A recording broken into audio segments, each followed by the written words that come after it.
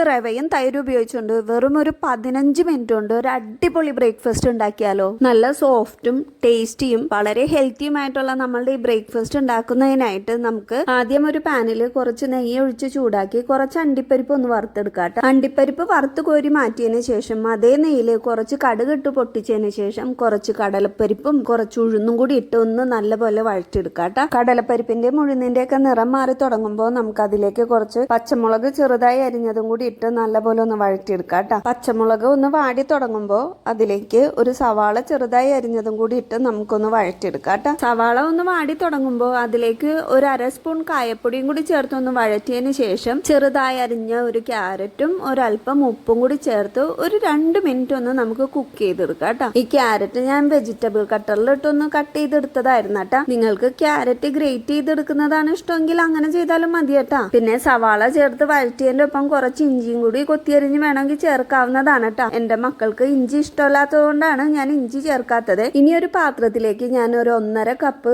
റവ എടുക്കുന്നുണ്ട് കേട്ടാ. അതേ അളവിൽ ഞാൻ തൈരും കൂടി അതിലേക്ക് ചേർത്ത് നല്ലപോലെ ഒന്ന് മിക്സ് ചെയ്തെടുക്കുന്നുണ്ട്. അപ്പൊ ഞാൻ ബ്രേക്ക്ഫാസ്റ്റ് എന്താണ് ഉണ്ടാക്കാൻ പോകുന്നതെന്ന് പറഞ്ഞിട്ടുണ്ടായിരുന്നില്ലല്ലോ. റവ ഇഡലിയാണ് കേട്ടോ ഞാനിന്ന് ഉണ്ടാക്കാൻ പോകുന്നത്. റവയും തൈരും നല്ലപോലെ മിക്സ് ചെയ്തെടുത്തതിന് ശേഷം സവാളയും ക്യാരറ്റും കടുക് പൊട്ടിച്ച് താളിച്ച് വെച്ചിട്ടുണ്ടായിരുന്നല്ലോ അതും കൂടി ഇതിലേക്ക് ചേർത്ത് കൊടുക്കാണ്. സവാളയുടെയും ക്യാരറ്റിന്റെയും ചൂട് നല്ലപോലെ അറിയതിന് ശേഷമാണ് കേട്ടോ ഞാൻ ഇതിലേക്ക് ചേർത്ത് കൊടുക്കുന്നത്. ഇതൊന്ന് നല്ലപോലെ മിക്സ് ചെയ്തെടുത്തതിന് ശേഷം അതിലേക്ക് ഒരു 1.5 കപ്പ് വെള്ളവും ആവശ്യത്തിനുള്ള ഉപ്പും കൂടി ഇട്ട് ഇഡ്ഡലി മാവിന്റെ പരുവത്തില് അതൊന്ന് നല്ലപോലെ കലക്കി എടുക്കുകയാണ് കേട്ടാ. നമ്മളുടെ ഇഡ്ഡലി മാവ് ഒരുപാട് ലൂസായി പോവാതിരിക്കാനായിട്ട് നല്ലപോലെ ശ്രദ്ധിച്ച് വേണം വെള്ളം ഒഴിക്കാനാട്ടാ. ഇനി ഇഡ്ഡലി മാവിലേക്ക് ഒരു സ്പൂൺ സോഡാപ്പൊടി കൂടി ചേർത്തതിന് ശേഷം നല്ലപോലെ ഒന്ന് മിക്സ് ചെയ്തെടുക്കാട്ടാ. സോഡാപ്പൊടിക്ക് പകരം നിങ്ങൾക്ക് വേണമെങ്കിൽ ഈനോ ചേർത്ത് കൊടുക്കാവുന്നതാണ് കേട്ടോ. സോഡാപ്പൊടി ചേർത്തതിന് ശേഷം ഒരുപാട് നേരം വെച്ചിരിക്കാൻ പാടില്ല കേട്ടോ. ഇനി വേഗം തന്നെ നമുക്ക് ഇഡ്ഡലി ഉണ്ടാക്കാനായിട്ട് തുടങ്ങാം കേട്ടോ. ഇഡ്ഡലി മാവിലേക്ക് കുറച്ച് മല്ലിയില കൂടി ചേർത്ത് നല്ലപോലെ മിക്സ് ചെയ്തതിന് ശേഷം എണ്ണ തൂവി വെച്ചിരിക്കുന്ന